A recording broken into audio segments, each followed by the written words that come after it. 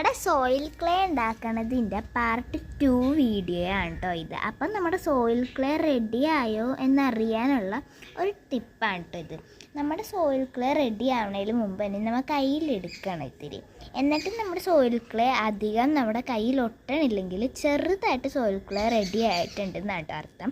പിന്നെ ഞാനിത് കിഴി കെട്ടി വെച്ചിട്ട് 1 മണിക്കൂർ കഴിഞ്ഞിട്ടാണ് ഇതെടുക്കാറുള്ള. അപ്പോൾ കുറച്ചും കൂടെ ഈസി ആയിട്ട് നമുക്ക് സോയിൽ ക്ലേ ഉണ്ടാക്കി എടുക്കാൻ പറ്റും. ഞാനിത് നല്ല വെയിലുള്ള ഒരു ദിവസം നോക്കിയാണ് ഉണ്ടാക്കിയത്. കാരണം കിഴി കെട്ടുമ്പോൾ നമ്മൾ നല്ല വെയിലുള്ള ഒരു ദിവസം നോക്കി വേണം ഉണ്ടാക്കാൻ കേട്ടോ. അല്ലെങ്കിൽ ചിലപ്പോൾ നനഞ്ഞ് കുതിർന്നിരിക്കാനുള്ള ചാൻസ് ഉണ്ടാവും.